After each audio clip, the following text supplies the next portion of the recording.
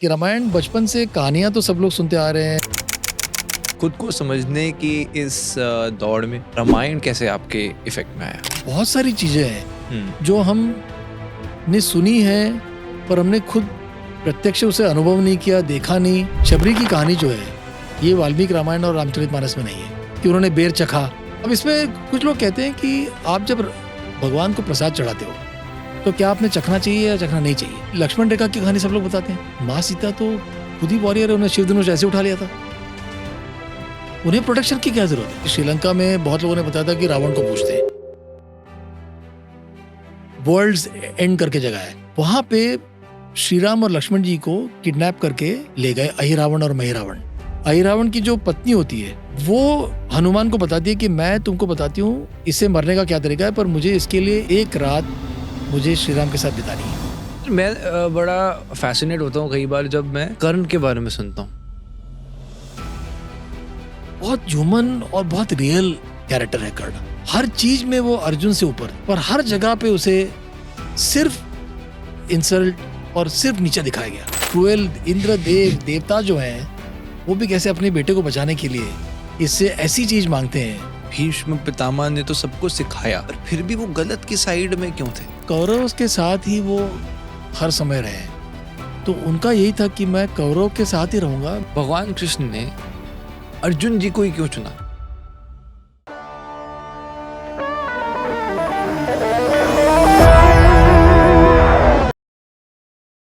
रामनवमी की हार्दिक शुभकामनाएं दोस्तों। Who better than Vikrant Pandey. Ramayana के ऊपर हमें कुछ पॉडकास्ट करना था। कहा जाता है कि प्रभु श्री राम जिस रास्ते से चल कर गए, विक्रांत सर ने उस पूरे एरिया को एक्सप्लोर किया। रॉ रियल स्टोरीज और बहुत सारी कहानियाँ जो शायद आपने आज तक नहीं सुनी, बहुत सी लर्निंग्स भी आज आप अपने साथ लेके जाने वाले हैं। मुझे बहुत एक्साइटमेंट है क्योंकि सिर्फ रामायण ही नहीं बल्कि महाभारत को भी हमने इन्फ्यूज़ किया है, वेपन्स की बात करी है। मज़ा आ जाएगा। रामायण का जो रामनवमी स्पेशल है, अब भगवान राम को तो हम क्या ही दे सकते हैं, पर उनकी नॉलेज गेन करके हम अपने अंदर राम जी के गुण ज़रूर ला सकते हैं। Enjoy the episode. जय Shri Ram. So firstly sir, welcome to the show. Thank you so much for being here. आपसे बात करके मुझे लगा यार इसके ऊपर भी पॉडकास्ट होना चाहिए, इसके ऊपर भी होना चाहिए, बिकॉज थोड़ा there so many things that you do which is amazing. बहुत मज़ा आया मुझे सुन के। बट मैं आपसे जानना चाहता हूँ आज की आपकी लाइफ में स्पिरिचुअलिटी की कैसे आई? I think spirituality is a process of understanding के पहले शुरुआत होती है स्कूल में कि मंदिर जा रहे हैं, आपको पता नहीं क्यों जा रहे हैं, आप कुछ फेस्टिवल्स कर रहे हैं घर में। फिर बाद में उनके पीछे जो उसका जो भाव है वो थोड़ा सा बाद में समझ में आता है। जैसे रविन्द्रनाथ टैगोर की कहानियाँ पोएट्रीज में बहुत, रविंद्र संगीत में सुनता हूँ, तो उसका अर्थ जो है वो बचपन में it's like a child song, college में वो रोमांटिक सॉन्ग हो जाता है, और वही रोमांस जो है वो बाद में जब आप 50 के ऊपर हो जाते हो तो it becomes a devotional song to God. तो आई थिंक उसी तरह ये जर्नी भी जो है वो चेंज होती रहती है। And today it's about understanding your own self, और जितना अपने आप को समझ सकूं तो शायद उसमें कुछ और इम्प्रूवमेंट आ पाएगा। सो खुद को समझने की इस दौड़ में रामायण कैसे आपके इफेक्ट में आया? How did that come into play? I think जैसे मैंने पहले बताया कि रामायण बचपन से कहानियां तो सब लोग सुनते आ रहे हैं। रामानंद सागर की वो टीवी सीरियल सब किसी को पता है, देखा होगा। तो एक नॉलेज तो था, एक आइडिया था कि कहानियां पता थी क्या है। सर सॉरी मैं कट करूं एकदम से। सर मेरी मम्मा बताती कि तब रामानंद सागर जी की जब रामायण आती थी तब पूरा का पूरा मोहल्ला सिर्फ देखता रहता था। पूरी उस एरिया में जितने लोग होते थे कि शो आ रहा है तो अगर कहते थे कई लोग, मैं सुना सन्नाटा हो जाता था, रास्ते पे ट्रैफिक बंद। हाँ ये होता था। यस, रास्ते पे ट्रैफिक बंद। और रामानंद सागर जी की रामायण और बी आर चोपड़ा की जो महाभारत, हाँ, मेरे शादी के वक्त मुझे याद है जब शादी के फेरे हो रहे थे, हाँ, उस समय कृष्णा जी जो है, श्री कृष्ण जो है, वो गीता उपदेश सुना रहे थे अर्जुन को, और हमारे फेरे के लिए लोग आने के लिए तैयार नहीं थे। हमको बुलाना पड़ा कि भाई आ जाओ, वहाँ फेरे लग रहे क्योंकि सब लोग टीवी देख रहे हैं, और उस समय तो ओटीटी तो था नहीं कि बाद में देख सके, तो सिर्फ दूरदर्शन पे आ रहा है। तो महाभारत और रामायण की जो इन्होंने जो बनाई उसके कारण एक लोगों में उसकी पॉपुलैरिटी तो बहुत आई। पर हमने जब ये रामायण की किताब लिखना शुरू किया, द फुटस्टेप्स ऑफ राम, तब हमें ध्यान में आया कि बहुत सारी चीजें हैं जो हमने सुनी है पर हमने खुद प्रत्यक्ष उसे अनुभव नहीं किया, देखा नहीं, और वहाँ शायद बहुत सारी कहानियां हैं जो हमें आज तक ठीक से पता ही नहीं है। तो क्यों ना चलो उसके बारे में हम, वहां से वो कहानी शुरू हुई, रामायण की आपकी किताब शुरू हुई, और आप चलते चलते अयोध्या जी से आप पहुंच गए श्रीलंका,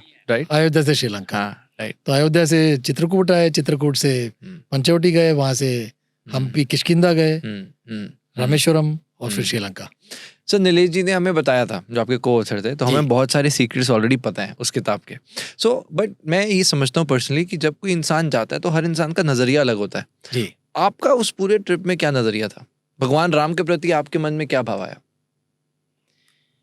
श्रद्धा पहले से थी, तो हम ये कोशिश नहीं कर रहे थे जानने की, मैं तो ये कोशिश नहीं कर रहा था जानने की कि सच है या नहीं। बहुत लोग ये सवाल पूछते हैं कि क्या रामायण सचमुच हुआ था।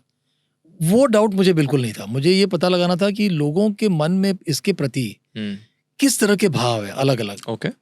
और वो जैसे एक डाउट हमने क्लियर हुआ कि श्रीलंका में बहुत लोगों ने बताया था कि रावण को पूछते हैं, और ये पता चला कि ये गलत है। श्रीलंका में भी प्रभु श्री राम को ही पूछते हैं लोग। रावण को राजा मानते हैं, बहुत विद्वान मानते हैं, पर वो विलन है और कहीं भी उसकी पूजा नहीं होती। ओके। ये हमें श्रीलंका में जाने के बाद पता चला। तो ऐसे हमको बहुत सारी चीजें पता चली जो कि हमें उड़ती उड़ती थोड़ी थोड़ी उसकी आइडिया थी, कुछ कुछ पता ही नहीं था। जैसे अभी हम बात कर रहे थे, रामायण में जो संदर्भ हैं वो कैसे 2000-3000 साल, पता नहीं, मुझे एग्जैक्ट उसकी आइडिया नहीं है कि दोनों में अंतर, महाभारत और रामायण में कितना गैप था, पर कैसे जुड़ी हुई है कहानियां, उसके मैं एक दो उदाहरण देता हूँ।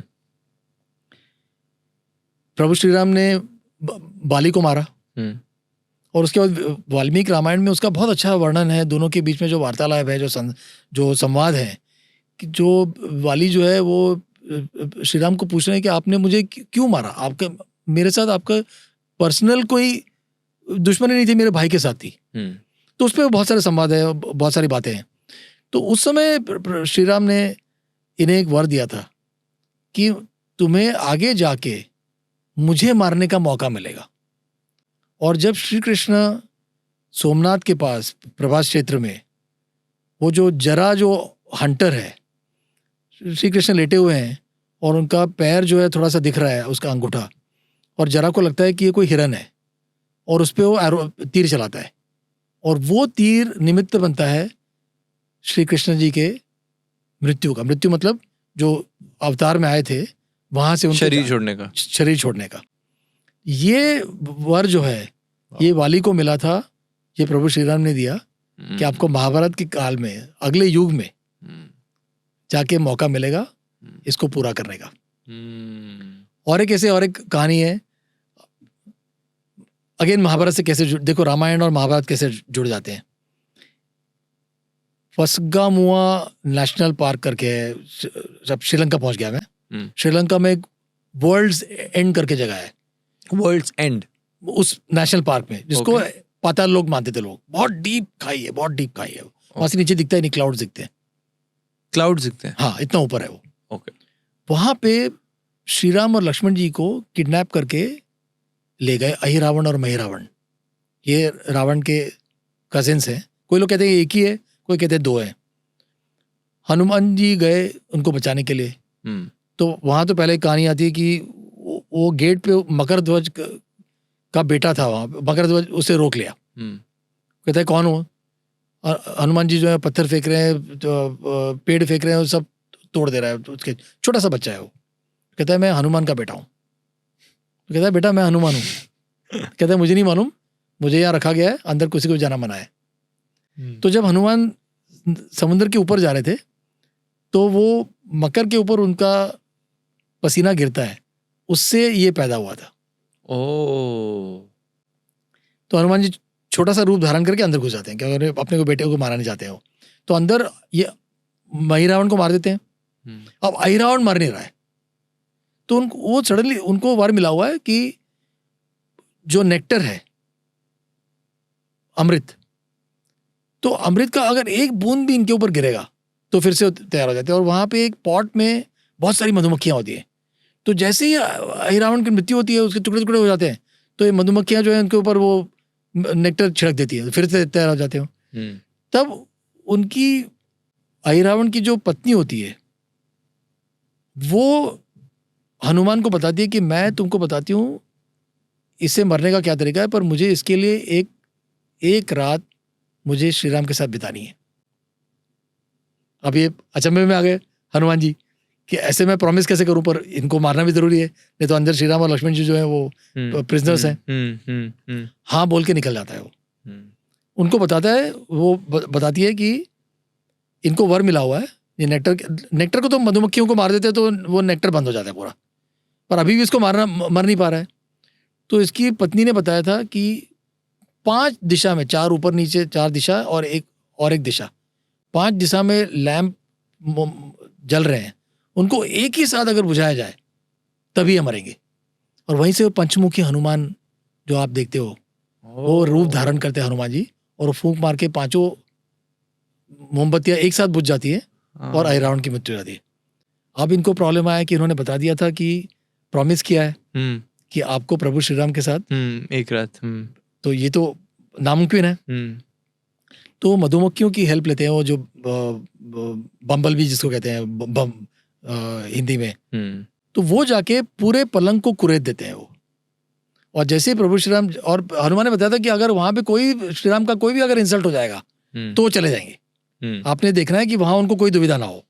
और जैसे ही पलंग पे बैठते हैं पलंग टूट के नीचे गिर जाता है क्योंकि पूरा चूरा चूरा हो गया है। तो श्री राम कहते हैं कि सॉरी मुझे तो जाना पड़ेगा क्योंकि ये आपने तो बात भी रख ली और बात बच भी गई।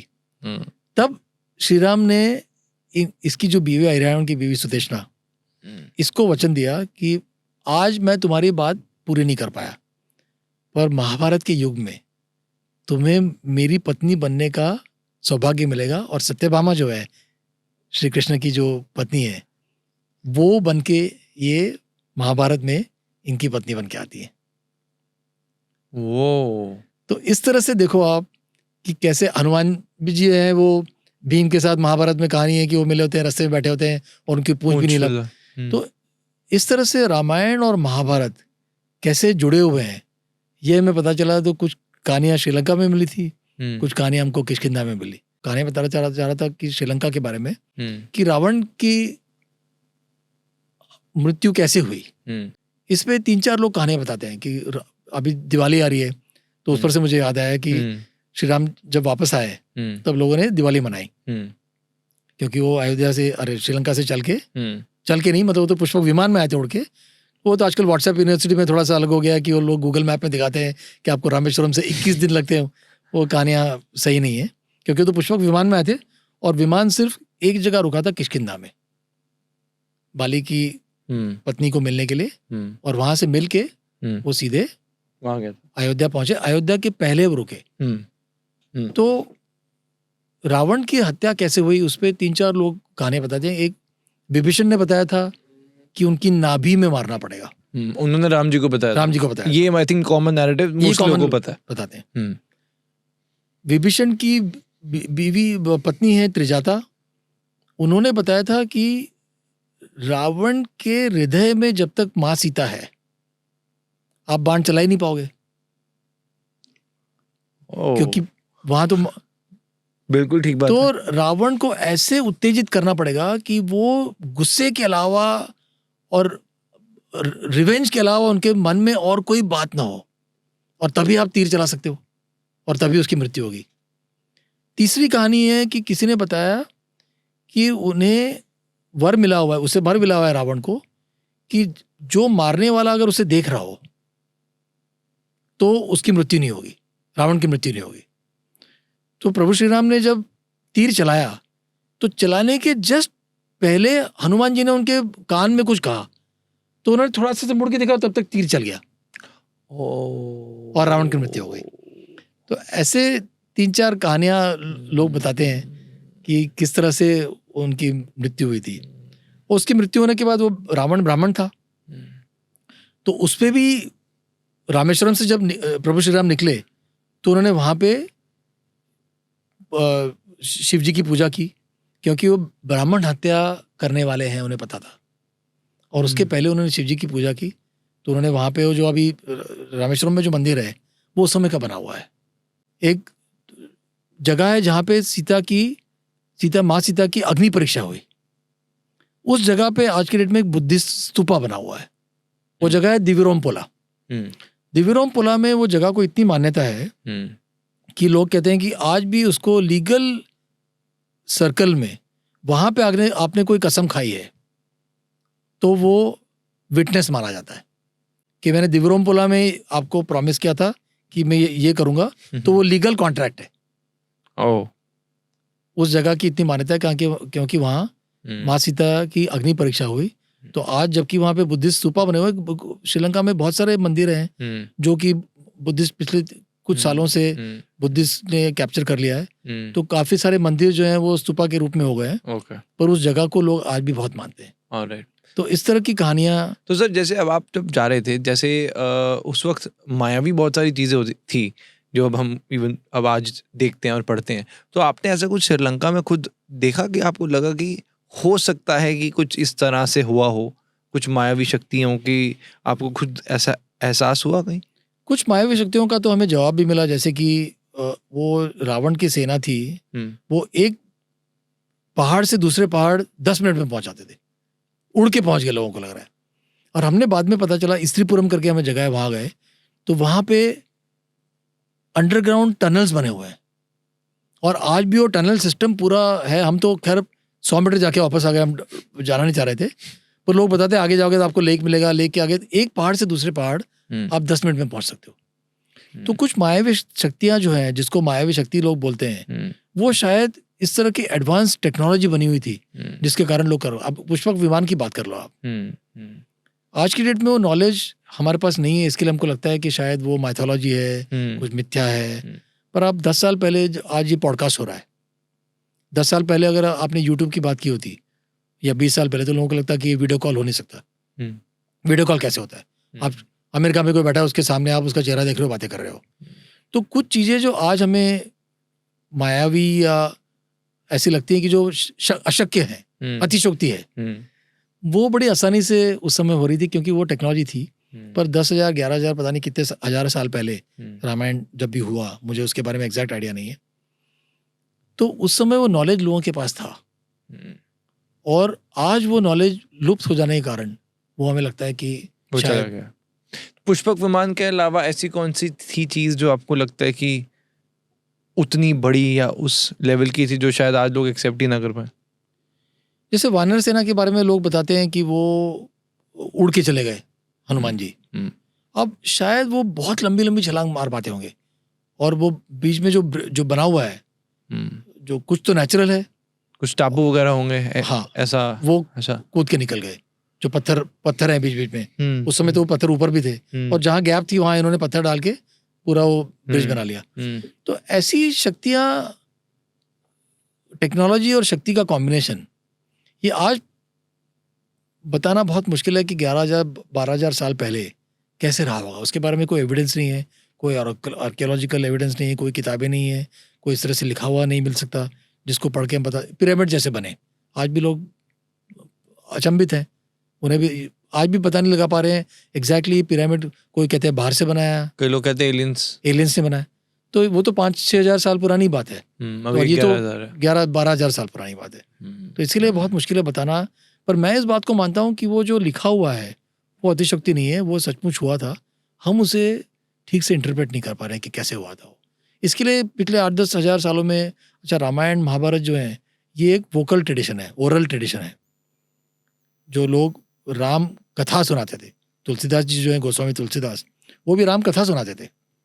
बाद में उन्होंने वाल्मीकि रामायण लोग पढ़ नहीं पा रहे तो उन्होंने उसे अवधी भाषा में लिखा ताकि कॉमन मैन जो है पढ़ सके और उसको एंजॉय कर सके। तो राम कथा जब लोग सुनाते हैं तो उसमें उस पर मैं 2 बातें बताना चाह रहा था कि जो राम कथा में कैसे जब मौखिक ये ट्रेडिशन हो तो इसमें कुछ चीज़ें जुड़ जाती हैं और मैं उसे बुरा नहीं मानता क्योंकि वो भक्ति बता रही है। शबरी की बात आपने सुनी होगी। शबरी की कहानी जो है ये वाल्मीकि रामायण और रामचरितमानस में नहीं है। कहानी क्या नहीं है कि उन्होंने बेर चखा और फिर भगवान ने चखा। हाँ, अब इसमें कुछ लोग कहते हैं कि आप जब भगवान को प्रसाद चढ़ाते हो तो क्या आपने चखना चाहिए या चखना नहीं चाहिए? नहीं चखना चाहिए, एवरेज नोशन तो यही होगा लोगों का। कुछ लोग कहते हैं कि आप भगवान को बिना चखे अगर आप प्रसाद दे रहे हो तो आपने चख के देना चाहिए ताकि वो सही हो, उसमें नमक कम हो, मीठा ज्यादा है, पता तो पता तो बिना खाए आप बिना चखे आपने दे दिया। अब ऐसे सोचोगे तो बिल्कुल लॉजिक लग रहा है। तो शबरी का जो भाव था वो ये भाव था, जो लक्ष्मण जी गुस्सा हो गए तो राम जी ने बताया उन्हें कि उसके पीछे आप भाव सोचो कि वो कोई भी ऐसा बेर देना नहीं चाहती जिसमें कीड़ा हो, खड़ा वो कोई खट्टा हो या खराब हो गया हो, तो चख के दे रही है कि सिर्फ वही बेर मैं प्रभु श्री राम को खिलाऊं। तो ये भाव अगर आप इस भाव से सोचो तो फिर कुछ बुरा नहीं लगा। तो प्रसाद भी हम देते हैं, कुछ लोग हैं मानते हैं कि प्रसाद चख के देना चाहिए, पर ज्यादातर लोग कहते हैं कि नहीं चख के आप दे रहे हो, झूठा कर दिया आपने। झूठा नहीं किया, आप देने के पहले ये इंश्योर कर रहे हो कि आप जो दे रहे हो वो बिल्कुल सही बना है भगवान के लिए। सिमिलरली लक्ष्मण रेखा की कहानी सब लोग बताते हैं कि वो लक्ष्मण जी ने माँ सीता तो खुद ही वॉरियर है, उन्हें शिव धनुष ऐसे उठा लिया था, उन्हें प्रोटेक्शन की क्या जरूरत है। पर उस समय की तो ये कहाँ से आया, ये वाल्मीकि रामायण में नहीं है, ये तुलसीदास की रामचरितमानस में नहीं है कि लक्ष्मण जी ने वो एक रेखा बना दी और फिर उन्होंने कहा कि आप इसके बाहर मत जाना। फिर रावण जो है बाहर आके कह रहा है कि ये क्या तरीका है वगैरह वगैरह, तो वो कहानियां सब सुनी होगी। अब ऐसे देते हो किसी को, बाहर आके दो, और जैसे ही बाहर आई तो उठा के वो ले गया। अब ये कहानी अगर आप देखो, जब ये एकनाथ या एक तेलुगु रामायण है उसमें सबसे पहले ये कहानी मिलती है, एकनाथ के भावार्थ रामायण में भी है, पर रामचरितमानस और वाल्मीकि रामायण जो है, ये जो लोग ज़्यादा इसको ओरिजिनल मानते हैं, वाल्मीकि रामायण सबसे ओरिजिनल मानते हैं, उसमें ये इसका वर्णन कहीं भी नहीं। एक वर्णन आता है बाद में उत्तरकांड में, जिसमें या युद्ध कांड में, जिसमें मंदोदरी रावण को पूछती है कि तुम तो एक रेखा भी क्रॉस नहीं कर पाए, तो तुम क्या राम से जीतोगे। पर उसका उल्लेख उतना ही है, मेन जो वर्णन पंचवटी का है वो कहीं नहीं है।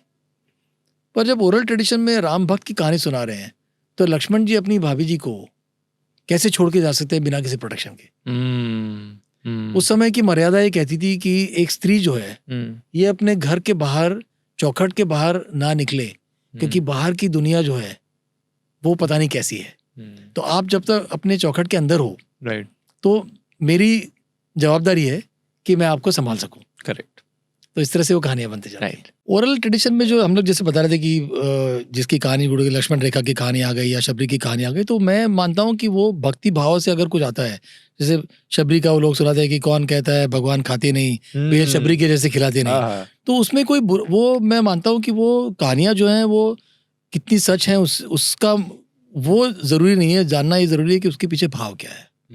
और अगर भाव सही है, उससे आपको कुछ अगर सीख मिल रही है, तो कहानी सचमुच हुई कि नहीं, मैं वाल्मीकि रामायण में पढ़ूंगा वहां थी या नहीं थी, उसका खास कोई मतलब नहीं बनता। अगर आप देखो वाल्मीकि रामायण और तुलसी रामचरितमानस में ही, आप 2-3 मैं कहानियां सुनाता हूँ कैसे फर्क है ट्रीटमेंट का।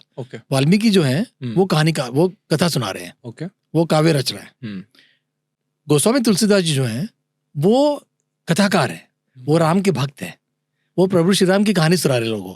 और आपको शायद पता नहीं होगा कि उन्होंने 70 साल की उम्र के बाद रामचरितमानस लिखना शुरू किया। मतलब किसी भी एज में आदमी कुछ भी कर सकता है, इसका एक एग्जाम्पल है।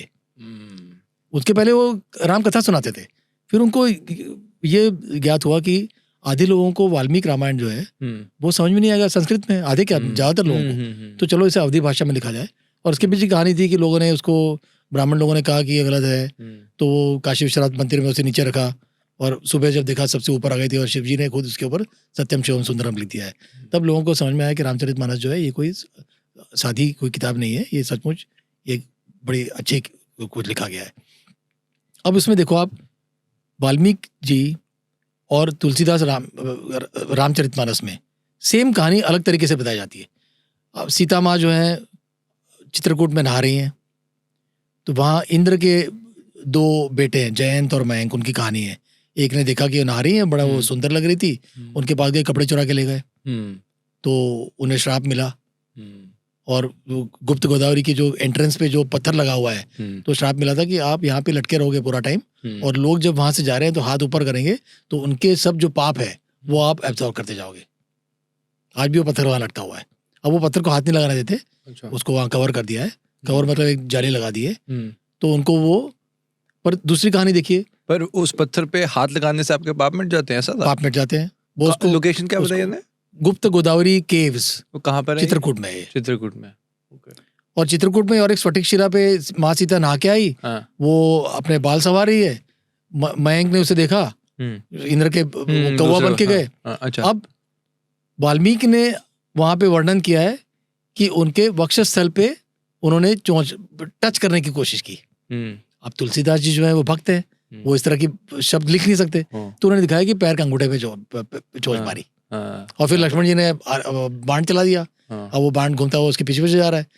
विष्णु जी ने कहा, अरे वो इंद्र ने कहा कि इस बाण से तो बच नहीं सकते, हाँ। तो एक आंख में लगा। इसके लिए कौवा, जो बहुत लोग कहते हैं कि ऐसे एक आंख से दिखता है, वो काना बोलते हैं ना? खाना बोलते हैं उसे कौवे को। हाँ, तो ये कहानी उसके कितनी- पीछे- कितनी पुरानी, ये तो वहां से आई है। लॉजिक सर कैसे है और कैसे कनेक्ट हो रहा है। वाह। अब वाल्मीकि रामायण में जब रावण पहुंचता है पंचवटी हाँ, और माँ सीता का वर्णन कर रहा है, और बड़ा डिस्क्रिप्टिव वर्णन है उसका, बड़े सेंसुअल तरीके से वर्णन किया है, ऐसा लगेगा कि कालिदास पढ़ रहे हो आप। हाँ, हाँ, तुलसीदास की रामचरितमानस में तुलसीदास जी इस तरह का वर्णन माँ सीता के बारे में कर नहीं पाएंगे, क्योंकि वो सीता माँ है उनके लिए। और वाल्मीकि जब लिख रहे हैं तो सीता है, वो राम है। जबकि वाल्मीकि को भी मालूम है कि ये प्रभु श्री राम है, पर वो कहानी सुना रहे हैं। पर तुलसीदास जी का अप्रोच जो है वो पूरा अलग है, क्योंकि भक्ति भाव से भरा हुआ है। तो ऐसी कहानियों में भक्ति भाव जब आता है तो कुछ लोगों को लगता है कि ये माइथोलॉजी है, मिथ्या है, ये सचमुच हुआ नहीं हुआ, पर उसके पीछे का अगर आप भाव देखो तो पावरफुल है। वो बहुत पावरफुल है। तो भाव को समझना ज़्यादा जरूरी है, राइट। न कि आप ये बार बार पूछते रहो कि ये रामायण सचमुच हुई थी या नहीं हुई थी, ये कहानी कैसे हुई थी, पुष्प विमान में कैसे आए, उस समय एरोप्लेन था नहीं था, ये कहानियाँ वो अग्नि परीक्षा क्यों कराई, एक धोबी की बात सुन के आपने अपनी पत्नी को घर से निकाल दिया। उस फिर सी राजगोपालचारी बहुत बढ़िया बताते हैं उनकी रामायण में, जो उनका इंटरप्रिटेशन है। कहते हैं कि हमें एक साधारण मनुष्य को ये पूछने का हक नहीं है कि प्रभु श्री राम ने ये क्यों किया। ये सवाल पूछना ही गलत है। आप उसे सवाल, वो कहानी समझ के उसको छोड़ दो आगे। ये सवाल कि प्रभु श्री राम ने ऐसा क्यों किया, वो भगवान थे, उसके बाद भी उन्होंने एक धोबी की बात सुन ली। तो ये प्रश्नों का उत्तर जो है, प्रश्न न पूछना ही मेरे हिसाब से सही तरीका ज़्यादा सही है। सर मैं आपसे पूछना चाहता हूँ, जैसे अब रामायण के बारे में आपने बताया, रामायण से भगवान राम हम सब कनेक्ट करते हैं, बचपन से ही हर इंसान पढ़ के बड़ा होता है। अब भगवान राम को एक मर्यादा में देखा जाता है, मर्यादा पुरुषोत्तम, मर्यादा में देखा जाता है, और दूसरी तरफ श्री कृष्ण है, उनको देखा जाता है एक नटखट रूप में। जैसे आपका कोई फ्रेंड है, किस तरह से लाइफ को जीना चाहिए वो उपदेश कर रहे हैं, किस तरह से क्या करना चाहिए, एक अलग अलग नज़रिया है। तो आपने, अगर मैं आपसे बात करूं, रामायण से हम राम जी से क्या सीखते हैं और महाभारत से कृष्ण जी से क्या सीखते हैं? हैं तो एक ही, भगवान तो एक है हमारा, पर भगवान के उस रूप की पीछे की क्या लीला है? अगर मैं पूछूं, अगर रामायण वर्सेस महाभारत है तो हमें सीखने को क्या मिलता है दोनों से? देखो, पहली बात तो ये है कि कंपैरिजन बहुत गलत है, क्योंकि वो युग ही अलग थे। जो आज की डेट में अगर आप बात करें, तो अगर आप एक बच्चे को बताएं कि आप मोबाइल फ़ोन का उपयोग ना करें, उससे आपके, तो वो तरीका हो गया है सीखने का। वहाँ से जो आपको जो नॉलेज मिल रहा है, जो ज्ञान मिल रहा है, मिल सकता है, तो काफ़ी कूड़ा कचरा भी होता है इसमें। तो एक ये तो हम बात हो गई 20-25 साल की। यहाँ हज़ारों सालों का फ़र्क है एक युग और दूसरे युग में। इसके लिए उन दोनों का कंपैरिजन विष्णु जी ही है, वो उनके अवतार में आ रहे हैं। अभी मैं कल दिवाली की बात सुना था, कोई किसी ने बताया कि महाबली की कहानी है कि महाबली बहुत पावरफुल हो गए। ओणम में बताते हैं, पर दिवाली के वक्त भी कुछ लोग इस बात को मानते हैं क्या कि वामन अवतार में विष्णु आए। अच्छा। क्योंकि भगवान जो है सारे डर गए थे, इंद्रदेव, कि ये महाबली केरला में जो है बहुत बड़े होते जा रहे हैं, बहुत पावरफुल हो रहे हैं। तो ये ब्राह्मण के रूप में गए और उन्होंने मुझे कहा कि मुझे 3 पैर रखने तक की जगह दे दो। तो एक धरती पर रखा, एक स्वर्ग में रखा।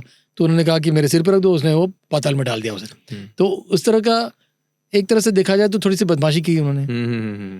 तो विष्णु की लीलाएं अलग अलग तरीके से, अलग अलग अवतार में। अब वाल्मीकि रामायण भी अगर आप पढ़ो, तो वहाँ पे राम जी को पता है एक तरह से कि वो भगवान हैं, उसके बावजूद भी वो मनुष्य अवतार में सारे वो यातनाएं, सारे वो दुख, जब माँ सीता का अपहरण हो जाता है, तो उसके बाद एक जगह पे वो ऐसी बातें करते हैं लक्ष्मण जी के साथ कि मैं हार चुका हूँ, थक चुका हूँ, मैं क्या करूं, मुझे समझ में नहीं आ रहा है, सीता के बिना मैं रह नहीं सकता। इस तरह के वो व्याकुल इमोशंस जैसे हम बात करें बिल्कुल, जो इंसान। अगर कोई नॉर्मल मनुष्य, क्योंकि मनुष्य अवतार का रूप कृष्ण भगवान को बचपन से ही पता है। उन्होंने तो अपना रूप दिखाया, स्वरूप दिखाया जब उन्हें पकड़ा गया, तो वो उन्हें तो हरदम पता था कि मैं कौन हूं। सुदर्शन चक्र भी चलाया। यहाँ पे रामेश्वरम में जब वो प्रभु श्री राम एक नवग्रह पूजा कर रहे होते हैं और वो समुद्र जो है बार बार आके उन्हें निकाल जाता है, तब सुदर्शन चक्र से रहा नहीं गया और उन्हें पता है कि ये तो विष्णु है, प्रभु श्री राम को नहीं मालूम कि वो प्रार्थना कर रहे हैं। तो सुदर्शन चक्र जो है वो समुद्र में चला गया और उसने समुद्र को कहा कि आप शांत हो जाओ वरना मैं तुम्हें उड़ा दूंगा। और समुद्र शांत हो गया। फिर श्री राम ने जो है वो अपनी पूजा पूरी की।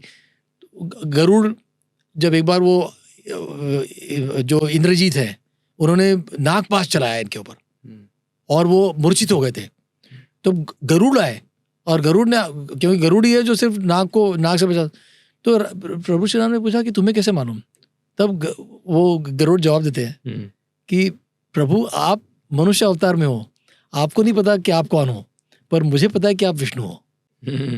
तो इस तरह से ट्रीटमेंट जो है महाभारत में और रामायण में, ये ट्रीटमेंट ही पूरी अलग होने के कारण कृष्ण की जो लीलाएं हैं, बचपन से लीलाएं, इतनी सारी लीलाएं हैं उसकी, पर उसके बावजूद भी चूंकि उन्होंने मनुष्य का अवतार लिया था, तो प्रभास क्षेत्र में सोमनाथ में जब जरा ने उन्हें वो तीर चला के उनके पैर में एक निमित्त बना कि इसके कारण मुझे अब यहाँ से जाना पड़ेगा।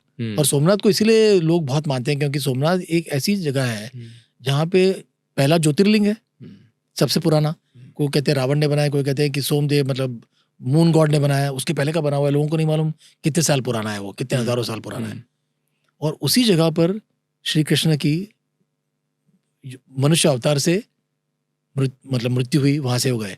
उसके पीछे भी कहानी है कि जब, अब कोई लोग कहते हैं कि अर्जुन ने उन्हें जलाया, पर ये शायद गलत है क्योंकि अभी हम सोमनाथ गए थे पिछले हफ्ते, तो लोगों ने बताया कि नहीं, अर्जुन ने उनकी अंतिम कोई वो फ्यूनरल पायर तो है नहीं, वो तो भगवान है, पर उनका हृदय जो है वो जला नहीं क्योंकि वो भगवान थे। और वो हृदय वहां से पानी में होते हुए वो जगन्नाथपुरी पहुंचता है। और जगन्नाथपुरी के मंदिर में आज भी जब वो सत्यभामा, वो तीन कृष्णा, बलराम और उनकी सुभद्रा उनकी बहन, इन तीनों की जो मूर्ति है वो नीम की लकड़ी से बनी हुई है। वो जब क्रैक हो जाती है कितने सालों में, कभी 8 साल कभी 10 साल में, जब उनके नए स्टैचू बनते हैं तो लोग फील करते हैं, जो बनाने वाले हैं वो आँख पे पट्टी बांध के बनाते हैं, वो फील करते हैं कि वहाँ से कुछ पावर लेके वो इसमें ट्रांसफर होती है। वो कृष्ण जी का हृदय है जो आज भी उन आइडल्स में जीवित है, इसलिए इतनी पावरफुल है वो। और जब वो काम हो रहा होता है तो पूरे जगन्नाथपुरी के लाइट्स ऑफ हो जाते हैं अपने आप। नहीं, लाइट्स बंद कर देते हैं वो, क्योंकि इतनी पावरफुल एनर्जी ट्रांसफर हो रही है वो। तो ये कहानियां जो है वो लोग सही मानते हैं और बहुत सारे लोग, आप गूगल कीजिए तो आपको पता चलेगा कि कितना लोग इसमें बिलीव करते हैं। और ये तो सच बात है, आज की डेट में जगन्नाथपुरी में हो रहा है। तो कृष्ण जी का रूप जो है वो लीला है उनकी, इसके लिए उनकी जो कहानियां हैं बचपन से लेके उनके मनुष्य रूप छोड़ने तक, वो अनगिनत कहानियां हैं। उतनी कहानियां राम जी की कोई लीलाएं की कहानियां नहीं है। वो एक रामायण एक स्ट्रेट फॉरवर्ड कहानी है कि वो अयोध्या में उनको वनवास मिला 14 साल का, वो गए, कृष्ण जी की तो मस्ती आ गई, पॉलिटिक्स आ गया। मतलब मुझे लगता है सिखाने का तरीका, जैसे मुझे लगता है लोग, जैसे कि यंगस्टर्स को कैसे कनेक्ट फील होगा, बिल्कुल उनको पता है कि भाई इनको ऐसे समझाएंगे इनको समझ आ जाएगा। अच्छा, अगर मैं आपसे पूछूं कि महाभारत से आपने क्या सीखा तो क्या होगा? I think life is a cycle. और ये जो महाभारत की जो कहानी है, पुत्र मोह की कहानी है, कृष्ण की लीलाएं हैं, मतलब हर युग में वो इतना कॉन्टेम्प्रेरी है, जबकि वो कितने हजारों साल पहले हुआ है महाभारत। आज की डेट में भी अगर आप देखो तो पॉलिटिक्स में जो चीज़ें हो रही हैं, जो लाइफ में जो चीज़ें हो रही हैं, तो सारे के उत्तर आपको महाभारत में मिलेंगे। एग्जाम्पल आप पुत्र मोह ले लीजिए। अब पॉलिटिक्स में जैसे आप देखो कि जो फैमिली डायनास्टिक सक्सेशन, तो कोई भी मतलब ऐसा कोई भी उदाहरण, तो रामायण एक अलग लेवल का एथिकल मर्यादा पुरुषोत्तम, वो एक लेवल बन जाता है कि उसको रीच करना बड़ा मुश्किल है। प्राण जाए पर वचन न जाए। तो ये चली आ रही है सदी युगों से। पर वो बात, इसीलिए महाभारत शायद लोगों को ज़्यादा पसंद आता है। महाभारत में बहुत मसाला है, बहुत ड्रामा है, बहुत सारी रियल लाइफ की स्टोरीज हैं। रामायण में आप देखते हो पर उसे अनुभव कर सकते हो, पर उसको अपने लाइफ में लाना बड़ा मुश्किल है। तो सर महाभारत की, जैसे आपने रामायण की तो बहुत सारी कहानियां भी सुनाई जो कि आज शायद पहली बार लोगों ने सुनी होंगी, तो कोई महाभारत की ऐसी कहानी? महाभारत की तो जैसे मैंने बताया, रामायण और महाभारत से जुड़ी हुई कहानियां, श्री कृष्ण की जैसे मृत्यु की कहानी मैंने बताई। तो महाभारत तो एक मुझे ठीक से याद नहीं है कि कितने हजार कैरेक्टर्स हैं महाभारत में, शायद 50,000 है टोटल। उनके कैरेक्टर्स के बारे में भी लोग पूरी तरह से रिसर्च नहीं कर पाते हैं, और उनके बारे में हर एक कैरेक्टर की एक पूरी अपनी एक कहानी है। श्री कृष्ण की जितनी कहानी महाभारत से जुड़ी हुई है, उसके पहले गोकुल और मथुरा, वो तो महाभारत से उनका कोई लेना देना ही नहीं है, उनके पहले की कहानी है।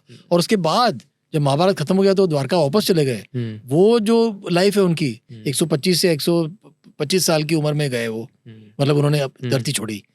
तो वो कहानियां टोटल मिला के बहुत सारी हो जाती है। लोग कहते हैं कि भीष्म पितामह में कुछ 140 साल के थे, और जब महाभारत हुई तो अर्जुन और श्री कृष्ण जी जो है वो कुछ 70-75 साल के थे, ऐसे लोगों का मानना है। और जब वो मनुष्य अवतार छोड़ के गए तो 125 साल के थे। सबसे ज्यादा किसकी आयु थी? भीष्म पितामह 145, 100, हाँ समथिंग लाइक दैट, 140। उनको भी वर था तो उन्होंने खुद अपने प्राण त्यागे। सर मैं बड़ा फैसिनेट होता हूँ कई बार जब मैं कर्ण के बारे में सुनता हूँ।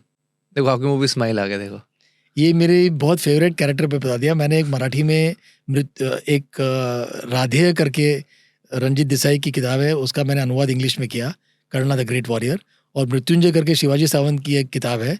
और कर्णा का तो इतना फेवरेट कैरेक्टर है। और so what is special about कर्ण?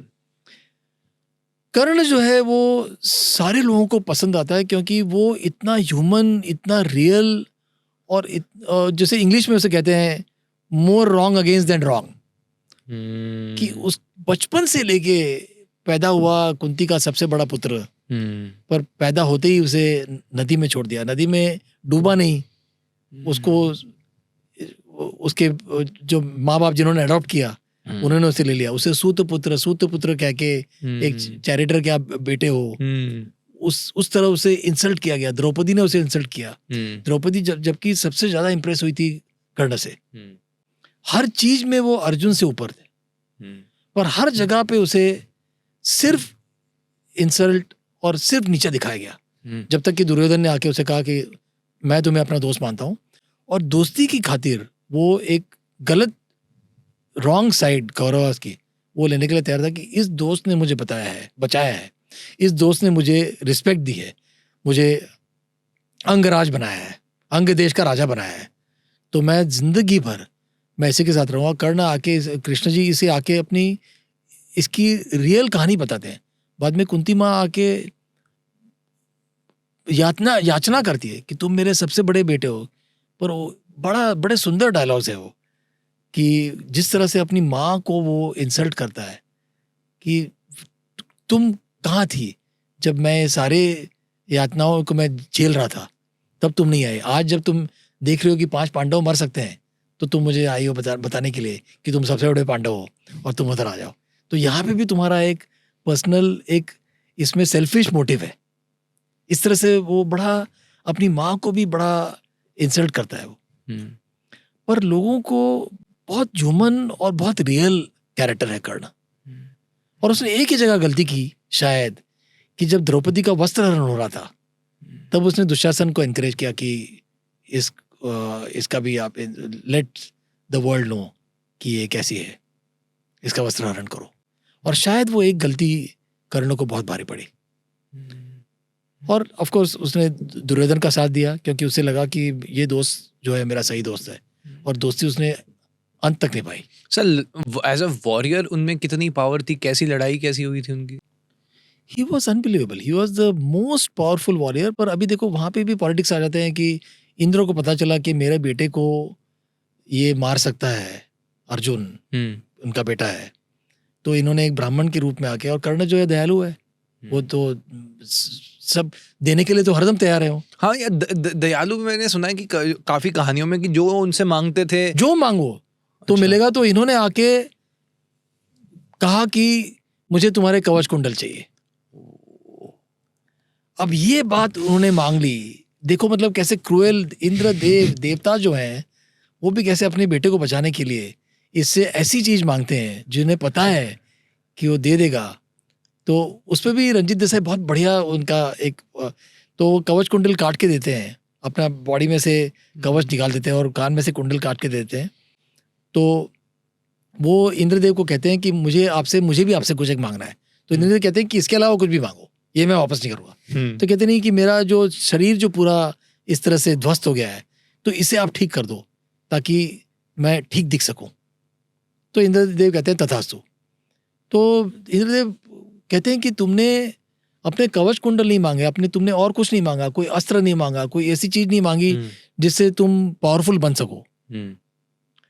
तो और उनके आंखों में, कर्ण के आंखों में आंसू होते हैं। तो इंद्रदेव पूछते हैं कि क्या तुम्हें दुख हो रहा है इस बात का कि तुम्हारे कवच कुंडल चले गए? तो कहता है कि नहीं। कर्ण कहते हैं कि मैं देख रहा हूं कि मेरे कवच कुंडल जो हैं वो कितने नसीबवान हैं कि वो इंद्रदेव की हाथों में विलीन हो गए। काश मुझे ऐसी मुक्ति मिल सके तो ये मैं चाहूंगा। मतलब देखो वहां पे भी देते वक्त भी कर्ण के मन में क्या सोच है। तो ये लार्ज हार्टेड जिसको कहते हैं देने का गूज़बम्स वाली सर ये स्टोरी तो ये इसीलिए कर्ण बहुत बहुत ही सबसे जिसे कहते हैं कि महाभारत का मोस्ट, श्री कृष्ण तो अलग है, वो भगवान है, वो सबके फेवरेट है। पर अगर बाकी कैरेक्टर्स में आप देखो तो जितना कर्ण के बारे में लिखा गया है, जितना कर्ण के बारे में लोग चाहते हैं और जितना लोग उसके बारे में फील करते हैं, वो अर्जुन के लिए भी उतना लोग शायद फील नहीं करते हो। प्यार करते हैं कर्ण को लोग, अपना समझते हैं। ह्यूमन कैरेक्टर है वो। तो दुर्योधन भी एक तरह से ह्यूमन है पर उसमें बहुत सारी खामियां हैं। तो कर्ण में सिर्फ एक गलती की उन्होंने कि वो वस्त्रहरण के वक्त द्रौपदी को। तो आप कर्ण को सही समझते हो जो डिसीजन उन्होंने महाभारत में लिए, या आप उनको गलत समझते हो? आई थिंक एथिक्स के हिसाब से देखो, वैल्यूज के हिसाब से तो जो दुर्योधन ने उसे दिया और दोस्ती को निभाने के लिए उसने कहा कि मैं तुम्हारे साथ ही रहूंगा जीवन भर, और मैं मानता हूं कि वो सही था उसके लिए। सर भीष्म पितामह को वो भी कोई मतलब आम वॉरियर नहीं थे। भीष्म पितामह ने तो सबको सिखाया, पर फिर भी वो गलत की साइड में क्यों थे? अंत जो था भीष्म पितामह को वैसा रहना पड़ रहा है। वो उनको तो पता ही, वो तो मान भी रहे थे कि मेरे सामने भगवान है, उनको तो पता ही था, फिर भी सर वो अगेंस्ट क्यों थे? अगेंस्ट नहीं है। Bhishma Pitamah is one of the most tragic characters in Mahabharata. वो हर समय उन्होंने वो उसमें भीष्म कहते हैं क्योंकि उन्होंने भीषण प्रतिज्ञा जो ली कि मेरे जो स्टेप मदर है उनकी आशा फुलफिल करने के लिए उनके जो बच्चे होंगे, ताकि मैं कभी भी मैं थ्रोन पे नहीं आऊँगा। तो उन्होंने कहा कि तुम्हारे बच्चे आ सकते हैं तो मैं कभी भी शादी नहीं करूँगा। तो वो हरदम वो जो है त्याग त्याग त्याग करते आ रहे हैं, और उन्होंने वो गलत साइड नहीं ली, क्योंकि वो कहते हैं कि मैंने, जैसे हिंदी में कहते हैं उसे फिल्मी डायलॉग की तरह, कि मैंने आपका नमक खाया है। तो कौरव के साथ ही वो हर समय रहे। तो उनका यही था कि मैं कौरव के साथ ही रहूँगा, मेरा जो अस्तित्व जो है वो उनके साथ ही जुड़ा हुआ है। जबकि मैं पांडवों से प्यार करता हूँ, मुझे पता है कि धृतराष्ट्र जो है वो गलत कर रहे हैं, और पुत्र मोह में आके वो अपने बेटे को ये नहीं कह पा रहे, दुर्योधन को समझा नहीं पा रहे कि तुम्हारे 5 गांव मांग रहे हैं, गांव दे दो आपकी पूरी खत्म। पर वो जो है वो ईगो में आ जाते हैं, दुर्योधन ईगो में आ जाता है कि नहीं 5 क्या, मैं तो एक सुई रखने जितनी जगह भी नहीं दूंगा मैं। और फिर वो लड़ाई तो होनी है, और लड़ाई जब होनी है तो भीष्म कहते हैं कि मैं तो आपके साथ ही हूँ। तो वो गलत नहीं है, he is on the right side as far as his values are concern. Sir last का जो मोमेंट था जब वो बाणों की सैया पे थे, उस वक्त क्या थॉट प्रोसेस था भीष्म पितामह का? उस वक्त की क्या कोई कॉन्वर्सेशन या कोई ऐसी बात?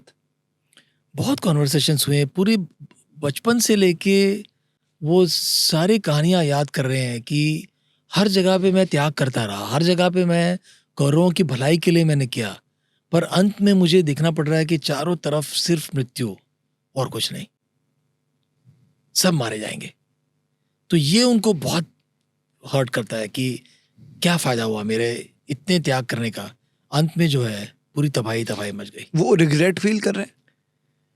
दुख फील कर रहे हैं, रिग्रेट तो मैं नहीं कहूंगा, क्योंकि उन्होंने जो किया हो तो सही किया हो, तो अपने हिसाब से वो सही करते आ रहे हैं पूरा फिर टाइम। दुख क्यों फील हो रहा है? दुख हो रहा है कि मैंने जो भी किया उसके बाद 2 फैमिलीज को मैं एक साथ ला नहीं पाया, और न कि सिर्फ ला ही नहीं पाया, इस युद्ध में 5 पांडव के अलावा सारों का विनाश हो गया, तो कोई बचा ही नहीं। तो ये बात जो है इन्हें बहुत खटकती है, और वो जा भी नहीं पा रहे हैं। मृत्यु तो उनके हाथ में है, वो चाहे जब चाहे वो छोड़ सकते हैं, पर वो देख रहे हैं कि ये युद्ध जो हो रहा है ये कब खत्म होगा, और तब तक उन्हें वो झेलना पड़ रहा है। वो बाणों की शैया पे लेटे हुए हैं और यातनाएं झेल रहे हैं, पर उनके पास और कोई तरीका नहीं। एक मेरा पर्सनल सवाल है, जैसे जब 5 पांडव हैं, भगवान कृष्ण ने अर्जुन जी को ही क्यों चुना पूरी एडवाइसेस के लिए, और पूरी जो कथा सुनानी थी, जो पूरी लर्निंग्स हैं, वो अर्जुन जी को ही क्यों चुना गया?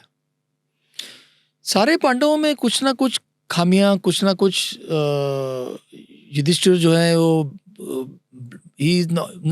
देख नहीं पा रहे हैं कि कहाँ मुझे रोकना चाहिए था। वो हार जाते हैं जुए में भी। भीम जो है बहुत गुस्से वाले हैं, नकुल और सहदेव अपने काम में लगे हुए हैं। अर्जुन एक कंप्लीट ह्यूमन बीइंग की तरह उनको नजर आता है कि यही एक है जिसको लेके मैं आगे। और कहानी भी वो गीता सुनाते हैं, क्योंकि अर्जुन ने वो सवाल उनको पूछा कि मैं क्या करूं, मैं बाण चला नहीं पा रहा हूं, सामने मेरे गुरु खड़े हैं, मेरे पितामह खड़े हैं, मैं उन पे कैसे चलाऊं, मैं क्या करूं। तब कृष्ण कहते हैं कि मैं तुम्हें, और गीता उपदेश वहां से आता है, उपदेश कि आओ मैं तुम्हें उपदेश देता हूं। ये नहीं, इनका सवाल था कि मैं क्या करूं, मुझे समझ में नहीं आ रहा है, कृष्ण जी मुझे बताइए। और वहां पे वो गीता का उपदेश जो है पूरा वहां पे सुनाया जाता है। सर, कौरव जो थे उनको भी तो पता था कि भगवान कृष्ण जो हैं वो भगवान ही है, तो फिर उन्होंने वेपन्स, जब वो गए कृष्ण जी से मिलने स्टार्टिंग में, तो उन्होंने भगवान से भगवान को क्यों नहीं मांगा? इसमें बहुत सारी कहानियां हैं कि कुछ लोग कहते हैं कि जब वो दुर्योधन श्री कृष्ण को मिलने गए तो वो पैरों के पास अर्जुन बैठे हुए थे, और ये इनके, तो उन्होंने मांग लिया। तो पहले ही अर्जुन ने बोल दिया कि मुझे तो आप चाहिए, पर उन्होंने कहा कि मैं लड़ाई नहीं लड़ूंगा, मैं आपका सिर्फ सारथी बनूंगा। पर अर्जुन ने इस बात को समझ लिया था कि सारथी बनने के बाद भी जो श्री कृष्ण कर सकते हैं और दुर्योधन जो है वो लोभ में आ गए कि इनकी पूरी आर्मी मुझे मिल रही है, तो मैं तो हरा दूंगा, मेरे पास कर्ण है, मेरे पास भीष्म पितामह है, मेरे पास द्रोणाचार्य है, मेरे पास कृपाचार्य है, तो ये लोग क्या कर लेंगे। अर्जुन उस बात को समझ गया कि सारथी के रूप में हाथ में अस्त्र न होते हुए भी कृष्ण भगवान जो है बहुत कुछ कर सकते हैं, जो ये पूरी इनकी आर्मी नहीं कर पाएगी। सर, वो चक्रव्यूह में कौन से गए थे? अभिमन्यु। तो सर, उनकी, मुझे अभिमन्यु जी के बारे में भी लोगों के अंदर होता है कि उनके साथ गलत हुआ। ये भीष्म पितामह जब शैया पे लेटे हुए तो उसके बारे में भी बहुत सोचते हैं वो, और उनको फील होता है कि ये बहुत गलत काम किया गया। पर उसके हुआ क्या था, थोड़ा सा बैक स्टोरी दोगे? अभिमन्यु जो है चक्रव्यूह में, he was the only one जिसे पता था कि इस चक्रव्यूह इज अ फॉर्मेशन, जो बैटल में एक फॉर्मेशन होता है, उसको ब्रेक करना है। अगर आप उसको ब्रेक नहीं कर पाओगे तो आप बैटल में आगे नहीं बढ़ पाओगे। और अभिमन्यु ही था सिर्फ जिसे पता था कि मैं कैसे इस फॉर्मेशन को ब्रेक कर पाऊंगा, पर उसके बाहर आना उसको पता नहीं था। और उसमें कोई कहानी सुनाते हैं कि बचपन में जब अर्जुन को किसी ने बताया था, तब वो अभिमन्यु उनके पेट में था, तो मतलब अभिमन्यु पैदा नहीं हुए थे, पर उस समय उन्होंने सुन लिया था उस बात को, पर पूरी कहानी नहीं सुनी थी, इसलिए उसे पता नहीं था कि बाहर कैसे आना है। पर उस पे दुर्योधन और बाकी लोगों का मानना ये था कि जिस तरह से बाकी लोगों को मारा गया है, जिस तरह से अश्वत्थामा के साथ पांडवों ने गलत किया, द्रोणाचार्य को बोल दिया कि वो अश्वत्थामा एक हाथी भी है और एक इनके बेटे हैं। तो वो जो सारा जो पॉलिटिक्स वहाँ शुरू हो गया था, तो उससे कौरव ने कहा कि इन्होंने भी ऐसे ही किया है, तो अगर 5 लोग मिलके अभिमन्यु को मारते हैं तो उसमें कोई गलत बात नहीं है। और भीष्म पितामह को इस बात का बहुत, वो जो लेटे हुए हैं तो उस पर बहुत कहानियां हैं कि उन्हें बहुत फील हुआ कि ये सारा जो है वो बहुत गलत होते जा रहा है और मैं कुछ नहीं कर पा रहा। जब सब कुछ हो जाता है, पूरी लड़ाई खत्म हो गई, उसके बाद क्या हुआ? What is after the entire war? इसके बाद देखिए अश्वत्थामा का बड़ा इंटरेस्टिंग कैरेक्टर है। Okay. ये अभी हम नर्मदा परिक्रमा के कुछ लोगों को मिले थे, तो वहाँ जो 7 चिरंजीव हैं उसमें एक अश्वत्थामा है और वो आज भी उन्हें चोट लगी हुई है और वो लोगों को, कुछ लोगों को दिखते हैं वो। तो अश्वत्थामा एक महाभारत का एक कैरेक्टर है जो आज भी जिंदा है। और उसके बाद तो महाभारत की पूरी कहानी है कि वो अर्जुन के जो सारे पांडव जो हैं वो तो चले जाते हैं हिमालय में और इनकी वंशज जो है ये आगे चलती रहती है। कृष्ण जी की अलग कहानी, जैसे मैंने उनको जो आपने बताया था कि वो द्वारका चले गए हाँ। और 50-60 साल के बाद 125 जब भी वो उनकी मृत्यु हुई, तो उतने सालों के बाद कृष्ण जी का वहाँ पे वो उनको श्राप मिला हुआ था गांधारी का, क्योंकि गांधारी ने कहा कि तुमने मेरे बेटे को मारा है तो तुम्हारा पूरा वंशज जो है वो खत्म हो जाएगा। तो वो एक पूरी कहानी है जो कृष्ण के बेटे ने सामने एक ऋषि को उन्होंने इंसल्ट किया, वो किसने बताया था कि वो आपका फ्यूचर बता सकते हैं। Okay. तो इन्होंने नीचे एक गदा पेट में बांध ली और ऐसे प्रेग्नेंट बन के चले गए। मुसल उसे कहते हैं, गदा नहीं मतलब मुसल, और लोहे का मुसल था, वो बांध के चले गए और उन्होंने कहा कि आप बताइए कि मुझे बेटा होगा या बेटी। ऋषि तो समझ गए थे कि ये मेरे साथ मजाक कर रहे हैं, तो उन्होंने कहा कि ये मुसल ही तुम पैदा करोगे, और उसकी बॉडी में से वो मुसल निकला। तो अब इसे डिस्ट्रॉय, ये मुसल ही तुम्हें डिस्ट्रॉय करेगा, इसके लिए सामने उस मुसल के चूर चूर करके वो प्रभास क्षेत्र में फैला दिए। बाद में जब ये सारे यादवों में लड़ाई हुई तो मुसल के पीसेस में से वो जो घास वहां से जो बनी वो इतनी शार्प थी कि वो लोहे की तरह थी, और उसी से एक दूसरे को काट के पूरा यादव वंश जो है वो खत्म हो गया और कृष्ण जी अकेले बचे हुए थे। तो उनका पूरा वंशज जो है वो तहस नहस हो गया था और ये अकेले यहाँ लेटे हुए हैं एक फॉरेस्ट में, और वहां से जो कहानी मैंने बताई। सर अश्वत्थामा का क्या हुआ फिर? वो अब जैसे बताया आज भी हैं वो और लिखते भी लोगों को, कौन से एरिया में दिखते हैं?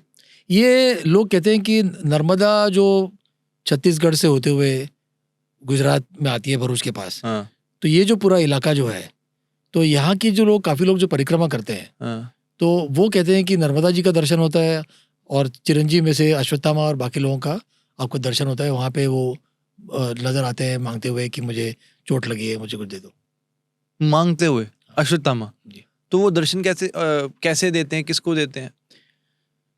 ये अलग अलग लोग इसको अलग अलग तरीके से बताते हैं कि दर्शन आपको, नर्मदा जी का दर्शन जो है, कुछ लोग कहते हैं कि एक छोटी सी, मतलब बिल्कुल प्यासा भूखा बैठा हुआ था और कोई छोटी सी लड़की आई, उसने आके वो जंगल में कुछ खाने के लिए दिया और जब तक खा के उठे तो पता चला लड़की कहीं नजर ही नहीं आ रही, तो ऐसे तो नर्मदा जी का दर्शन हो गया। तो समझ में नहीं आया कि कौन कहाँ से आया, आसपास 10-12 किलोमीटर तक कोई गाँव भी नहीं है, तो कौन आया कौन देख के चला गया वो पहचान नहीं पा रहे, पर वो इतने थके हुए हैं कि वो बाद में उनको कुछ, वो सिर्फ उतना ही याद है। अश्वत्थामा का भी ऐसे अलग अलग तरीके से लोगों को, कोई आया है कि बहुत चोट लगी हुई है उसे, उसका कुछ इलाज कराने के लिए पूछ रहा है और कुछ उन्होंने मलहम लगाया और बाद में वो नजर नहीं आया। तो ऐसे, पर ये दर्शन का मतलब क्या है, क्यों दिए जा रहे हैं दर्शन, पर्पस क्या है? जब आप पूरी भक्ति भाव से आप परिक्रमा कर रहे हो, और नर्मदा परिक्रमा के बारे में भी हम पूरी वो कहानी लिख रहे हैं। 3300 किलोमीटर की वो पूरी लंबी यात्रा है, पैदल करते हैं लोग 3 महीने, कोई 3 साल 3 महीने 13 दिन में करता है। तो पैदल आप चल रहे हो, कांटे लग रहे हैं, पैर चुभ रहे हैं आपके, खून आ रहा है, और आपको कुछ खाना जो मिलेगा वही खाना है। इस तरह की मतलब परिक्रमा की तो पूरी अलग कहानी कभी मैं सुनाऊंगा आपको। तो वो जब आप कर रहे हो तो आपको कुछ इन महान आत्माओं के दर्शन उन्हीं को सिर्फ मिलते हैं, जो ये पूरी यात्रा पूरे मन से कर रहे हो। सर हनुमान जी के भी दर्शन, वो भी तो चिरंजीवी हैं, उनके दर्शन कैसे होंगे? Not sure. पर जैसे एक नर्मदा का आपने एक एरिया तो आपने बताया, हनुमान जी का भी तो कुछ तो होगा ही, अगर थोड़ा हम और रिसर्च करें, maybe in future we come up with this. एक मैं बता सकता हूँ कि हनुमान जी की कहानी है कि किसी ने कहा कि आप राम को कितना मानते हो, तो उन्होंने छाती फाड़ के दिखा दिया कि देखो अंदर राम है. क्या आप में इतनी भक्ति भाव है कि आप अपनी छाती खोल के दिखा सको कि प्रभु श्री राम अंदर है? शायद अगर आप वो कर सको तो आपको हनुमान जी के दर्शन हो जाएंगे. तो ये हम अपनी ऑडियंस पे छोड़ देते हैं. बट सर, आज की पूरी कॉन्वर्सेशन में बहुत मज़ा आया. Thank you so much. जिस तरह से आपने पूरी नरेशन करी और जो जो कहानियाँ बताई, आई कुड फील कि आप वो महसूस करके बता रहे हो. जितने मैं पॉडकास्ट करता हूँ, कई बार लोग थोड़ा सोच के भी आते हैं, but you are very raw, you are very honest. Thank you so much for being in the show. My pleasure.